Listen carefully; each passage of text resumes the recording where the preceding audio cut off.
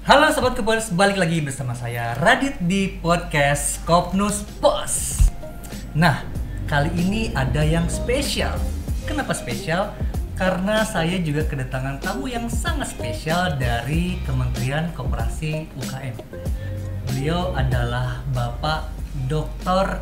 M. Hanafiah sebagai Asisten Deputi Tata Laksana Koperasi. Dan saya akan mengajak kalian untuk berkenalan langsung. Kita akan ngobrol dengan beliau dan kita bisa sama-sama saling belajar lewat beliau tentang koperasi secara umum. Nah, kalian sudah siap? Kalau iya jawabannya, ayo kita mulai. Pak, Assalamualaikum warahmatullahi wabarakatuh. Pak. Waalaikumsalam Mas Radit. Alhamdulillah Pak, akhirnya Bapak Hanafiah ini bisa datang juga Pak Iya, ke kantor alhamdulillah. Kopes. Terima kasih undangannya. Ya, ini suatu kehormatan Pak dan kebanggaan Pak bagi kami, apalagi untuk podcast kita kali ini bisa menghadirkan seseorang dari Kemenkop yang memang sambutannya sangat erat sekali Pak, karena koperasi Kopnus ini bergerak di bidang koperasi Pak. Ya. Sebelum saya mulai, saya punya bocoran nih Pak tentang Bapak. Saya boleh baca ya? Karena banyak banget nih Pak bocorannya nih. Monggo Mas, silakan. Izin ya Pak.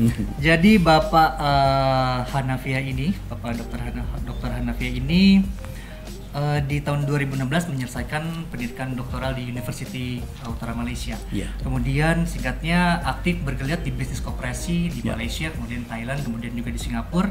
Dan 2001 studi visit Methodology of Training and Empowering a Cooperation Member di Ya. Denmark. Kemudian 2015 menjadi tamu spesial Kongres ICA International Cooperative Columbia Alliance di Columbia. Ya. Kemudian 2006 dua kali berkunjung ke Sri Lanka. Kansa Bank di Sri Lanka, kemudian 3 tahun menjadi Director Program Microfinance dan Membership Empowering. Ya. Kemudian salah satu pendiri Jaringan Nusantara juga Pak. Ya. Dan sekarang sebagai Asisten Deputi Tata Laksana Koperasi. Ya. Dan sekarang juga Bapak kalau tidak salah menjadi dosen ya Pak. Ya. Dosen di berbagai universitas. Cuman 3 universitas. Oh, 3 universitas, tapi beberapa boleh Pak ya. Boleh kali. Nah Pak, oke, dengan banyaknya aktivitas dan kegiatan juga prestasi yang sudah Bapak raih nih Pak, perjalanan hingga akhirnya Bapak bisa terjun ke dunia koperasi itu sejarahnya seperti apa Pak? Ya, pertama di tahun 86 itu saya bergabung di koperasi mahasiswa. Oke. Lalu saya lihat prospek koperasi dan masa depan untuk berbisnis yang sekaligus kita beramal dan berbisnis hanya melalui koperasi. Nah, saya lihat di beberapa negara yang pernah saya kunjungi itu, Oke. mereka besar-besar dan memang anak-anak muda, orang-orang yang berbisnis itu memang menggunakan koperasi. Oke. Sehingga banyak panggilan nurani saya itu walaupun tadi beberapa negara saya kunjungi, tapi akhirnya saya kembali sebagai aparatur mengabdi di koperasi. Oke. Seperti itu Mas tadi. Oke. Pak, sebelum kita lanjut nih Pak, ada yang lupa nih Pak. Iya. Hobi Bapak tuh sebetulnya lebih ke apa nih Pak? Saya traveling Mas, Traveling ya? sambil membaca. Membaca dan traveling. Iya. Jadi kenapa traveling? Karena alam itu tidak pernah bohong. Tidak pernah bohong. Ya, alam itu menyajikan kepada kita untuk kita melakukan perbandingan, itibar, dan kita mengambil kesimpulan dalam tindakan kita. Jadi tidak boleh salah. Jadi nature harus kita lihat, kita jalan dan kita ambil satu kesimpulan. Loh, this is the best for me untuk kita follower. Jadi kita mengikuti itu. Oke. Tapi mungkin kalau hobi Bapak traveling untuk masa pandemi seperti sekarang ini, hobinya agak sedikit tertunda atau bagaimana Pak? Frekuensinya berkurang, Oke. tetapi tujuannya tetap tercapai. Kita ada alternatif. Contohnya Pak, alternatifnya apa nih Pak? Contoh, kalau dulu kita keluar Jawa, sekarang cukup dengan ke Bogor, Oh, oke. cukup dengan sekitaran Bandung, itu juga banyak sekali daerah-daerah yang memang wisata. Tapi yang menarik Mas Radit, ada satu koperasi yang memang dia sudah punya cabang sampai dengan puluhan, Oke. melakukan pembinaan masyarakat kawasan wisata. Jadi koperasi juga bergerak di bisnis wisata. Oh, oke. dan ini wisata alam juga. Oke. Jadi memang ya kalau bagi saya koperasi harusnya big and nice. Oke. Pak, di setiap koperasi yang ada di Indonesia nih Pak, itu pasti tidak lepas dari peranan Kemenkop. Ya. Ya. Termasuk Kopnus. Ya. Nah, sebetulnya si peranan dari Kemenkop ini untuk koperasi-koperasi yang ada di Indonesia dan juga termasuk Kopnus sih Pak, itu seperti apa ya Pak? Ya, yang pasti pertama Menteri ini kan pembantu Presiden. Oke. Kementerian Koperasi dan UKM pertama sekali merumuskan kebijakan pembinaan dan pengembangan koperasi. Oke. Lalu kemudian melakukan sinkronisasi dengan kementerian terkait, lalu kemudian melakukan pengawasan terhadap koperasi, lalu kan melakukan pembinaan dan yang dilakukan semua ini berdasarkan strategi yang sudah disusun biasanya untuk 5 tahun. Oke. Nah, seperti tahun ini di tahun 2020 sampai 2024 itu sudah ada. Oke. Ya, seperti itu, Mas. Oke. Pak, koperasi Kopnus ini itu merupakan koperasi simpan pinjam. Tadi kan saya di awal sudah bilang ke teman-teman kita sama-sama belajar nih Pak basic tentang koperasi secara umum Pak. Baik. Nah, koperasi Kopnus ini adalah koperasi simpan pinjam. Berarti jenis-jenis koperasi yang ada di Indonesia itu ada berapa banyak Pak? Iya, kalau kita melihat di dalam nomenklatur Undang-Undang 25 tahun 1992 tentang perkoperasian, maka di sana kita kenal ada tentu yang pertama ya koperasi simpan pinjam. Oke. Kemudian koperasi produsen, Oke. koperasi konsumen, Oke. koperasi jasa dan pemasaran.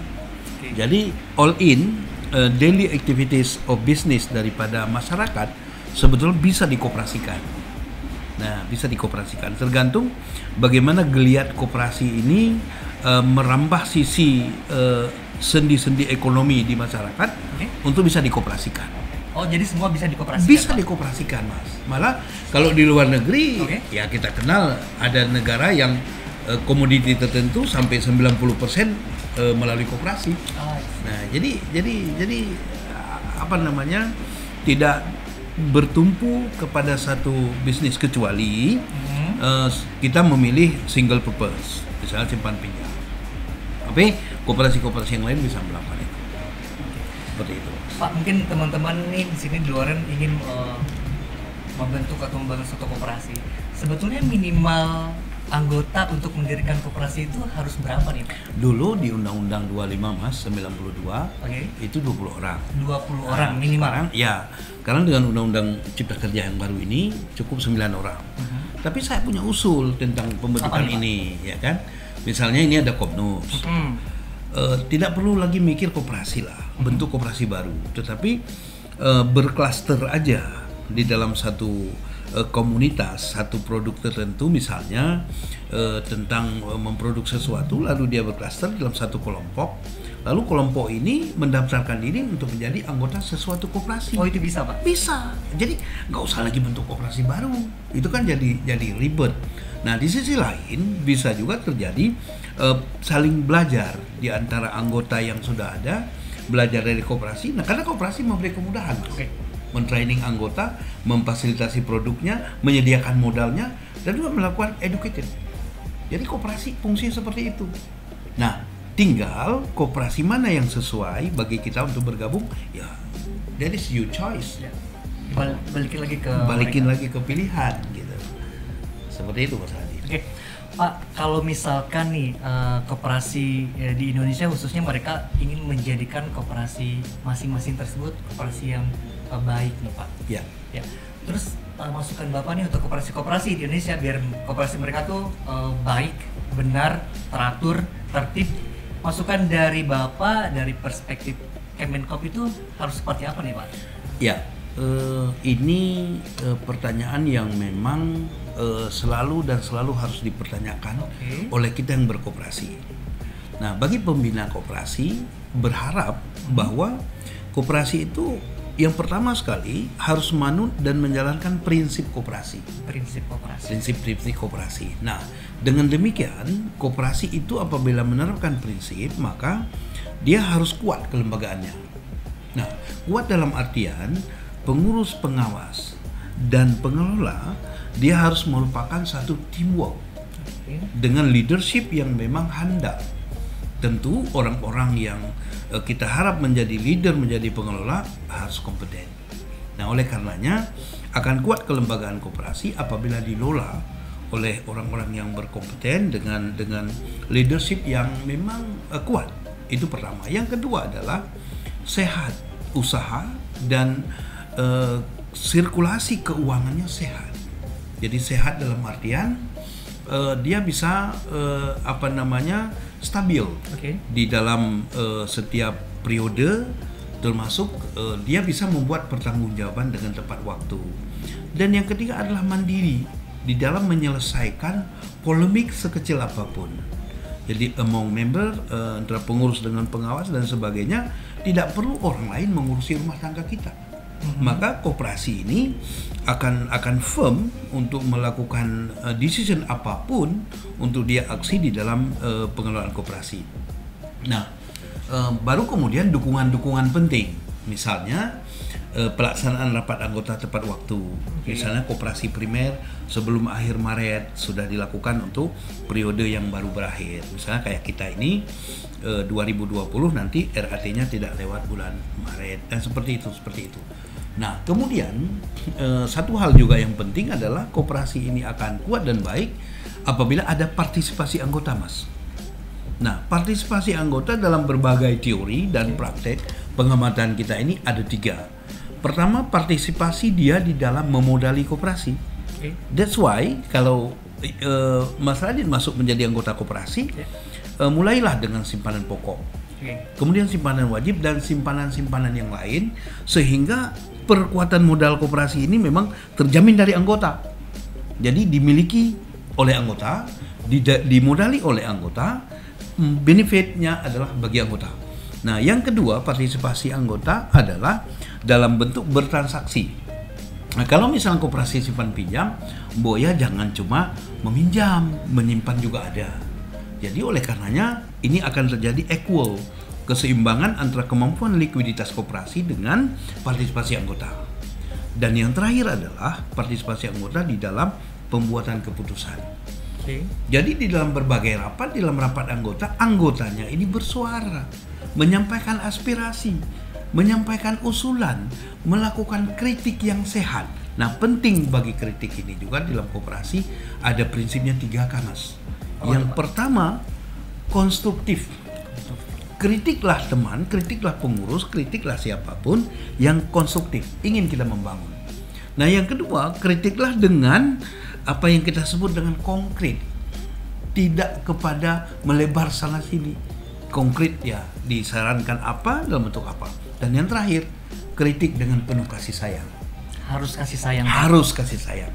So, Mas Radit melayani saya melayani Mas Radit. Kenapa kita harus bersih tegang? Betul, setuju Pak. Kenapa harus ada ras di koperasi? Kenapa harus menarik simpanan dengan ada misalnya contoh pandemi seperti ini? Kenapa? Koperasi itu milik kita. Karena sense of ownership-nya tidak terbangun dalam individu anggota, maka terjadi seperti itu. Mungkin mereka khawatir, Pak?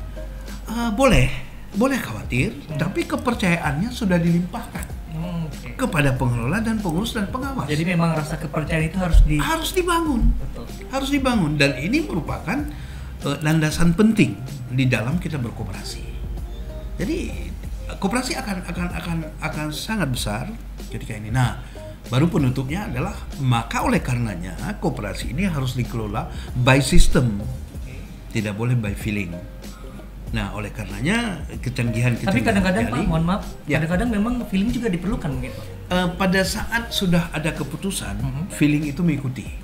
Apakah benar yang diputuskan ini berjalan? Nah, itu saja. Karena kan kadang-kadang orang berpikiran, wah feeling saya itu kejadian gitu Pak. Iya. Seperti itu. Itu perlu untuk anticipate. Tetapi kalau mungkin begini, jangan. Harus realita. Yang pasti. Jadi memang banyak hal yang harus diperhatikan pada saat kita mau membangun suatu koperasi yang benar seperti yang tadi Bapak sampaikan. Itu sudah gamblang dan detail. Jadi mungkin teman-teman bisa sambil belajar juga Pak. Pasti. Sama seperti saya juga sambil belajar nih Pak. Bapak sebagai dosen, saya mungkin sekarang sebagai mahasiswa di sini Pak. Baik. Semua kita belajar dalam hidup, Mas Radit. Betul Pak, setuju Pak. Pak, kita lanjut untuk benefit menjadi anggota koperasi, Pak. Ya. Karena di beberapa mungkin paradigma masyarakat nih, Pak, terutama ya baik itu kaum muda atau orang tua pun mereka beranggapan karena mungkin mereka melihat beberapa case di media sosial atau mungkin di televisi atau di koran apapun bahwa koperasi itu banyak koperasi-koperasi yang nakal, Pak. Yeah. Nah, Pak, untuk menepis tanggapan seperti itu, Pak. Nah, sebetulnya mungkin Bapak bisa sampaikan nih, Pak, benefit untuk apa sih benefit yang bisa didapatkan ketika kita menjadi anggota koperasi gitu, Ya, Pak? seperti kita juga di sekolah. Kehidupan juga sekolah. Okay. Jadi be a champion. Ya, be a champion. Artinya jadilah juara. Jadilah yang terbaik. Nah, saya menyarankan kepada kita, khusus saya, tidak mencontoh pada yang salah. Mungkin contoh buat saya juga, Pak. Ya, saya pertama ya. Oh. Saya pertama, jadi jangan mencontoh pada yang salah. Tapi kalau hari ini masih ada kegagalan yang terjadi, itu karena kelemahan tindakan-tindakan yang dilakukan. Mungkin dia berguru atau mencontoh pada yang salah. Okay. Nah, kesempatan kita tidak banyak, Mas, dalam hidup ini. Hanya sekali kan? Sekali, setuju. Maka pilihan harus dibuat. Memilih ambil yang salah atau mengikuti yang benar. Pasti pilihannya, Mas Adi pilih mana? Tentu yang benar. Tentu yang benar. Maka oleh karena itu, apapun yang terjadi yang sudah benar ini kita ikuti. Nah, sehingga pertanyaannya muncul, apakah ada benefit untuk menjadi anggota koperasi? Ya. Jawabnya pasti. Kalau anggotanya benar, partisipasi tadi, dan koperasi dikelola dengan benar. Oke. Dengan di situ. Nah, apa benefitnya? Tadi saya bilang, di berbagai negara, orang-orang yang akan menjadi anggota koperasi biasanya dilatih dulu. Ikut pelatihan dulu. Memenuhi syarat jadi anggota. Tetapi kita ini kan boleh masuk duluan baru dilatih. Nah, mendapatkan pelatihan ini benefit. Yang kita tidak dikenal, yang kita tidak tahu ilmu sesuatu, yang kita tidak bisa peroleh, tetapi dengan koperasi kita di-hire untuk menjadi partisipan, untuk training bisnis kah, apakah, sehingga kita bisa menumpah ruahkan ide kita untuk bisa mulai berbisnis. Nah, itu pertama. Yang kedua, ketika koperasi sudah seperti itu, maka koperasi melakukan pemberdayaan kepada anggotanya. Nah, sisi lain apa? Akan ada sesuatu hal yang terjadi di koperasi, anggota itu akan memiliki produk, dan produk itu dipasarkan secara bersama-sama melalui koperasi. Okay. Lalu koperasi buat apa? You kurang modal, ini kita sediakan di koperasi. Kemudian bersama-sama kita memperjuangkan kehidupan ekonomi secara bersama-sama, sehingga koperasi nanti yang memiliki anggota, wabil khusus orang muda nih Mas Radi, yang belum punya bisnis, you harus punya bisnis di koperasi. Maka you dilatih, you punya modal, you punya pemasaran, semua dengan teknologi yang sudah canggih sekarang ini bisa masukkan produk melalui koperasi. Kalau hari ini kita bicara produk kita masih di lokal dengan bersama dan jumlah yang banyak, bisa kita ekspor. Nah, untuk itulah akhirnya kita melihat ada income yang menambah atau ada pendapatan yang bertambah dengan kita berkoperasi.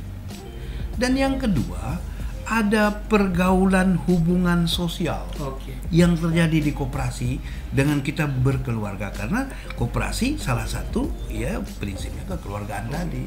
Nah, di sisi lain kita melakukan komunikasi, perkenalan dengan siapapun. Akhirnya kehidupan ini akan lebih baik, akan berubah lebih cepat ketika kita berkoperasi.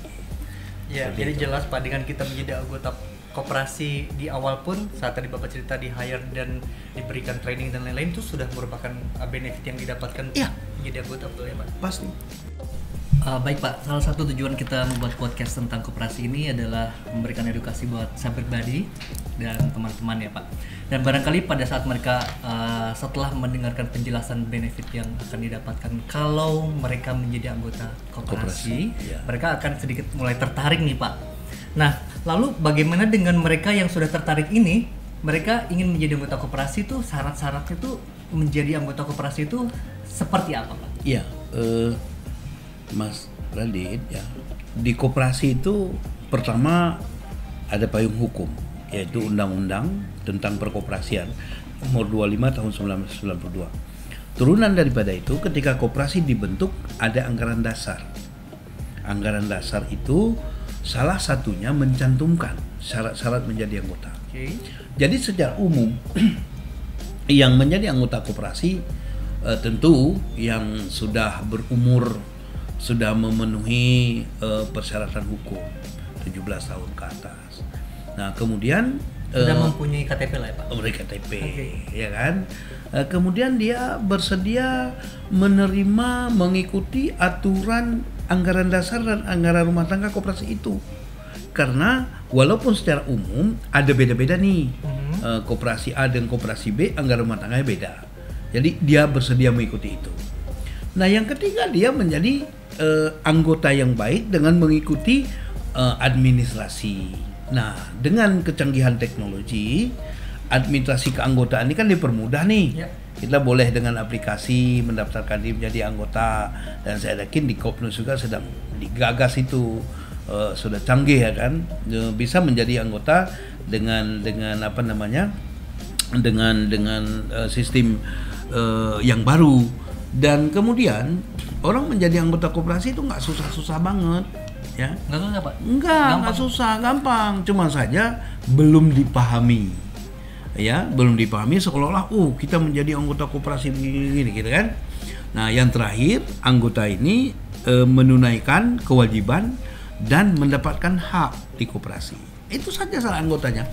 Ya. Pada saat ada kewajiban ada hak juga ya? Ada hak juga. Tapi sebelum mendapatkan hak harus melakukan kewajiban. Nah, karena secara filosofi di tengah-tengah kita meminta hak, ada kewajiban kita menjaga hak orang lain. Betul Pak. Jadi hak koperasi dengan anggota ya persislah seperti hak sepasang suami istri, yang harus saling memenuhi.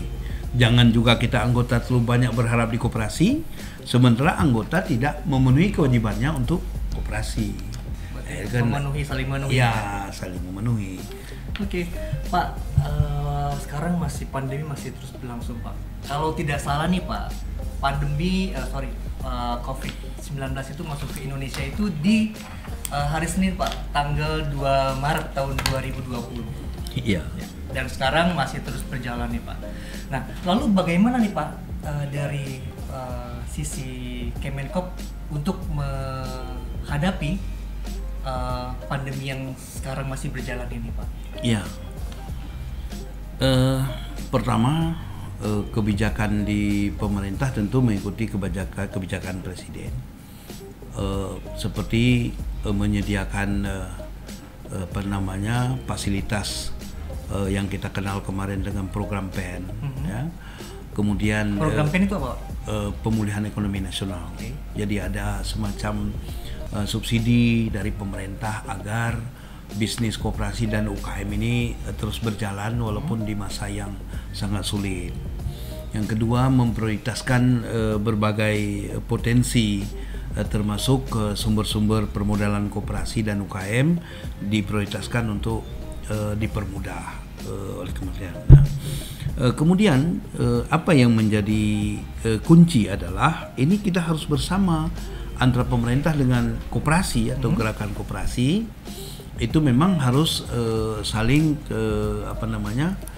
mengisi dengan kondisi ini. Nah, dengan demikian di koperasi ini harus ada upaya untuk meningkatkan kualitas anggota untuk tetap menjaga kontinuitas daripada usaha koperasi. Jadi kalau memang kita menghadapi tantangan ini, hendaknya kita tidak lekas menyerah atau lekas putus asa. Tapi kita terus berjuang, kita terus berusaha seperti itu sehingga kontinuitas kontinuitas usaha koperasi ini berjalan dengan baik. Nah, yang kedua, penting sekali bangun ide-ide baru untuk katakanlah menghasilkan sesuatu di koperasi. Banyak sekali koperasi Mas Radit di masa pandemi ini sampai memproduksi masker, membuat hand sanitizer, seperti itu. Jadi yang siapa memproduksi? Anggotanya. Lalu koperasinya memasarkannya. Itu sah Pak? Sah. Dan itu dianjurkan. Oke. Itu dianjurkan. Ada koperasi misalnya selama ini dia memproduksi minyak nilam. Ternyata ekstrak nilam ini boleh dijadikan material untuk hand sanitizer. Seperti itu. Ada koperasi yang selama ini jahit baju, tiba-tiba dia dapat order untuk menjahit masker. Seperti itu. Di ide-ide baru ini dimunculkan, dan kemudian kita harus memanfaatkan media online ya untuk marketing produk, untuk mencari informasi, dan jangan lupa kita menerapkan protokol kesehatan di tengah-tengah pergulatan ini. Kita harus melakukan. Nah, kemudian latihlah anggota ya untuk menghasilkan sesuatu dengan cara boleh virtual atau boleh vokasi langsung seperti itu, yang kira-kira kantong-kantong penguatan bisnis koperasi itu harus dipedulikan oleh koperasi, sehingga tidak ada terjadi sesuatu yang kita sebut dengan stagnan. Jadi koperasi tetap berjalan. Kemudian membangun kerjasama dengan koperasi lain, ya, terutama untuk pemasaran dan bagaimana memperkuat keuangan. Barangkali ada koperasi yang idle cash, kita pinjam untuk memodali usaha anggota. Jadi mungkin dari situ terbentuk simbiosis mutualisme ya Pak, saling Persis, membantu ya Pak. Saling membantu dan saling menghidupi. Dan kemudian mari tingkatkan tata kelola keuangan. Bagaimanapun kondisi kita, dengan meyakinkan anggota, saya yakin di koperasi tidak ada ras, ya kan? Tetapi sudah dipastikan Pak. Menurut saya, kalau anggotanya paham berkoperasi, mengetahui hak dan kewajibannya, dan koperasi dikelola dengan sehat, insya Allah nggak terjadi ras. Karena apa? Ini kan sementara, temporary. Kenapa dengan pandemi ini justru kita menutup usaha-usaha dan pemikiran-pemikiran produktif kita? Seperti itu dia, Mas Aldin. Ya. Baik Bapak Hanafiah, untuk di Kopnus, ya, salah satu cara yang bisa dilakukan untuk balik lagi yang tadi Pak, paradigma masyarakat yang koperasi itu banyak yang nakal, kemudian kuno, kemudian jadul banget. Seperti itu, di Kopnus kita sudah melakukan perubahan, yaitu mengikuti perkembangan zaman Pak. Ya. Secara digitalisasi kita sudah mempunyai aplikasi digital, kemudian podcast salah satu ini juga salah satu cara kita untuk menunjukkan ke para orang-orang yang tadi saya katakan berpikiran dipandang sebelah mata mungkin Pak. Lalu dari perspektifnya Kemenkop itu apa sih Pak yang sudah dilakukan untuk menanggapi perihal seperti itu Pak? Ya, seperti yang berkembang di media sosial dan yang sudah disaksikan ya oleh teman-teman. Kementerian Koperasi ini bergerak lincah. Pada tanggal 19 November 2020, kementerian itu sudah melakukan launching transformasi koperasi ke digitalisasi. Itu berarti bahwa ada yang ingin dicapai oleh kita semua, khususnya gerakan koperasi dengan pemerintah, yaitu bagaimana memodernkan koperasi. Jadi harus ada modernize. Nah, apa itu yang dilakukan secara tahunan dari 2020 sampai 2024? Yang pertama itu perluasan akses pasar produk dan jasa. Yang kedua, akselerasi pembiayaan dan investasi. Dan yang ketiga, kemudahan kesempatan berusaha. Dan yang keempat adalah daya saing produk dan jasa. Yang kelima, pengembangan kapasitas manajemen. Dan yang terakhir adalah koordinasi lintas sektoral. Ini penting. Nah, akhirnya apabila kita kekeh atau fokus dan kita semua melakukan sesuatu yang berguna dalam perubahan yang kita sebut dengan transformasi koperasi, maka koperasi kita ini akan modern, Mas. Akan modern. Nah, akan modern dengan indikatornya apa? Pertama, anggotanya meningkat. Itu tadi kenapa kaum muda, teman muda atau pebisnis atau pelaku UMKM itu sebaiknya berkoperasi, masuk menjadi anggota koperasi. Jadi koperasi ini juga tidak boleh menutup diri, karena prinsip yang pertama, keanggotaan bersifat sukarela dan terbuka, dan itu sudah ada di dalam undang-undang dan diterima secara global. Nah, jadi ada konsensi yang kita sebut kesepakatan global, prinsip koperasi diterima seluruh dunia. Nah, yang kedua adalah ada asetnya koperasi meningkat. Ya, asetnya meningkat. Nah, meningkatnya aset itu baik tangible aset maupun intangible-nya meningkat dari waktu ke waktu yang ditandai dari laporan keuangannya. Yang ketiga adalah ada peningkatan modal di koperasi. Modal di koperasi tentu dari anggota diutamakan, atau dari pendapatan, atau dari cadangan dari SAU yang diperoleh setiap tahun. Ya. Dan yang terakhir adalah transparan dan akuntabel. Jadi masa depan itu koperasi yang modern ini akan terpantau, termonitor dengan baik, dan dia juga mengikuti by rule of cooperative yang ada, baik berdasarkan undang-undang maupun memang ketika dia dipandang, ketika dia dilihat memang koperasi ini berkembang, memang dia maju. Nah, oleh karena itu di dalam setiap tahun, tentu misalnya seperti tahun ini ya kementerian merencanakan 100 koperasi modern dan yang fokus kepada koperasi-koperasi yang menangani sektor real, yang produksi ya tentunya berorientasi ekspor dan substitusi impor. Jadi kita berharap kita tidak hanya lagi menunggu apa yang ketergantungan dengan negara lain, tapi ada hal-hal yang bisa dihasilkan sendiri di dalam negeri. Nah, pendekatan yang kedua adalah pendekatan komunitas. Ya, komunitas ini yang kita maksud ada kelompok, ada klaster berdasarkan sentra produksi, sehingga nanti secara kuantum, secara jumlah dan secara kualitas bisa dibina oleh koperasi, secara kuantum bisa dipasarkan melalui koperasi. Betapa banyak kita melihat ada misalnya ada kopi yang sudah berhasil diekspor dan sudah memenuhi pasar dan permintaan dengan Starbucks. Itu ya 2 bulan yang lalu kami ditugaskan untuk melihat koperasi itu di Aceh, ada seperti itu. Nah, kemudian dilakukan pemberdayaan secara lintas sektoral, mengedepankan kemitraan. Dimaksudkan kalau misalnya tadi saya punya hobi traveling, maka bisnis yang muncul dengan sektor wisata ini banyak. Nah, maka kementerian misalnya pariwisata, dia akan membina kualitas pelayanan dan bla bla bla di sektor itu. Produksi juga seperti itu. Ada kementerian yang lain bisa. Ini yang kita sebut dengan lintas. Jadi mengedepankan kemitraan. Nah, pemberdayaan UMKM sendiri dilakukan secara variatif sesuai dengan karakteristik dan level UMKM. Dan yang terakhir adalah modernisasi dan inovasi teknologi. Dengan struktur yang baru di kementerian kita, insya Allah ini bisa berjalan sesuai dengan yang diharapkan. Baik, Pak. Mudah-mudahan ya, Pak. Ya, insya Allah. Pak, kemudian kalau harapan dari Bapak Hanafiah dan dari Kementerian Koperasi itu untuk koperasi-koperasi yang ada di Indonesia nih, Pak, harapan ke depannya seperti apa sih, Pak?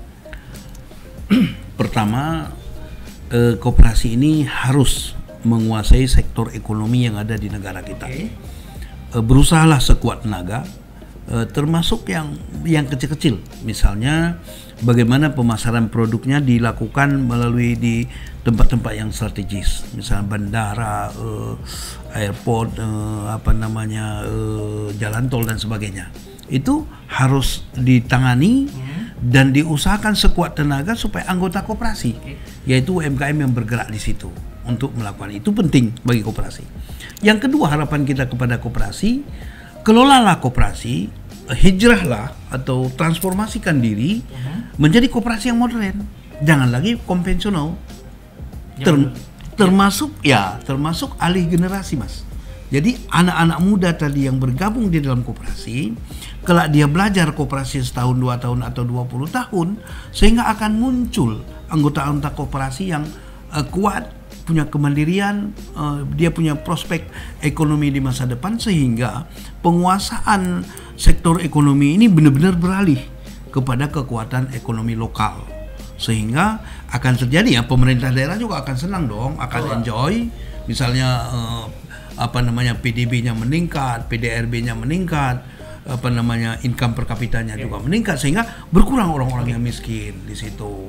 Nah, harapan yang terakhir adalah ketika koperasi ini sudah modern, jangan lupa tetap setia menjalankan nilai-nilai dan prinsip koperasi. Itu penting ya, Pak? Itu penting, karena ini yang membedakan kita dengan badan usaha lain. Oke. Baik, Pak, tadi mengutip kalimat anak muda nih, Pak. saya ingin Bapak menyampaikan pesan untuk teman-teman anak muda nih Pak, seluruh Indonesia. Pesan apa nih yang ingin Bapak sampaikan untuk mereka? Yang pertama, tamat dari sekolah SMA atau selevel itu, sedikit yang punya kesempatan untuk kuliah. Dan yang lulusan kuliah, sedikit yang terbuka lapangan pekerjaan di sektor yang tersedia untuk langsung melamar. Alias antara angkatan dengan pencari kerja dengan kesempatan kerja ini kan nggak berimbang nih. Nah, yang ketiga adalah fenomenanya adalah dengan musibah atau wabah seperti ini mengharuskan kita kreatif, inovatif dan memikirkan ke depan seperti apa, ya. Tidak mengandalkan generasi sekarang alias orang tua, ya. Nah, harapan saya pertama adalah anak muda ini menjadi sesuatu yang sesuai dengan talenta, berbisnis, bekerja, lalu kemudian melakukan sesuatu yang menghasilkan alias produktif. Nah, oleh karenanya tidak penting hari ini harus menjadi apa. Yang penting adalah menjadi diri kita tetapi produktif. Ya, produktif. Nah, yang bisa menerima saluran itu adalah bergabung ke koperasi supaya tersentuh pembinaan dan ada link dengan koperasi. Itu pertama sekali. Nah, yang kedua, anak muda menurut saya untuk masa kini dan masa depan jangan jemu belajar. Belajar dari alam ini, belajar dari perubahan ini, membaca tanda-tanda zaman. Nah, tanda-tanda zaman yang dimaksud, kalau dulu kita andalkan apa yang kita sebut dengan wartel, sekarang di mana wartel itu? Dulu kita mengandalkan SMS, dengan ada WA, SMS itu sudah ketinggalan dan sebagainya. Oleh karenanya, belajar yang dimaksud adalah menguasai. Menguasai secara tiga hal. Yang pertama adalah teknisian, yang teknis. Kemudian mengetahui yang kedua adalah konseptual, ide, visi misi ke depan 10-20 tahun yang akan datang. So misal Mas Radit umurnya sekarang 25, misal. Saya 17, Pak. Saya mengatakan diri juga 25, padahal 55 sekian. Tetapi kita harus tahu, gitu kan? Umurnya Mas Radit 35 jadi apa? Umurnya 45 jadi apa? Umur 55 jadi apa? Itu kitalah yang menentukan. Selebihnya berusaha dengan sekuat tenaga sambil berdoa kepada Yang Maha Kuasa supaya cita-cita itu terjadi dan tercapai. Seperti itu. Nah, dengan demikian penutupnya adalah jadilah warga negara yang baik. Ya, belajar lalu kemudian kita menjadi pemimpin dalam diri kita, mulai dari diri kita. Jadi ibda binafsih. Ada satu mahfudhuh dalam bahasa Arab. Anak muda ini penting tahu. Man arafa buqdas safari ista'adda. Barang siapa yang tahu jauhnya perjalanan, maka bersiap-siaplah dia. Anak muda ini bersiap-siap. Yang pertama, mengambil alih kepemimpinan negara ini. Satu saat one day you will be a leader. Dia akan jadi anggota DPR, jadi ini, jadi presiden sekalipun. Bercita-cita seperti itu. Supaya kita itu ada motivasi untuk berjuang dan bekerja. Nah, oleh karenanya, kalau menjadi warga negara terbaik, maka semuanya akan baik-baik. Kita akan fine hidup dalam negara kesatuan Republik Indonesia tercinta ini. Semua. Baik Pak, terima kasih banyak buat pesan buat saya pribadi dan mungkin buat teman-teman di rumah Pak. Dan rasanya cukup Pak, obrolan kita sudah panjang lebar untuk episode kali ini. Makasih, dan mungkin kalau misalkan kita undang Bapak, mohon bersedia lagi Pak ya untuk kami undang Pak untuk episode berikutnya untuk membahas hal yang lain Pak. Insya Allah. Baik Pak, kita pamit dulu ke teman-teman ya Pak ya. Terima kasih ya. Semuanya selamat berjuang, jadi juara dan sukses selalu. Yes, terima kasih Pak. Oke, sahabat Gepers, itu dia tadi obrolan yang sangat panjang lebar dan mudah-mudahan bisa bermanfaat buat kita semua. Terima kasih sekali lagi Pak buat waktunya. Dan buat kalian yang sudah nonton podcast kita sampai dengan selesai, saya ucapkan terima kasih. Tapi saya masih butuh support dari kalian. Tetap untuk kasih like, subscribe, dan share video kita kali ini. Tetap jaga kesehatan, rajin cuci tangan, pakai masker, jauhi kerumunan, dan jagalah kebersihan. Ya, sekarang Mas Adi pakai masker. Siapa?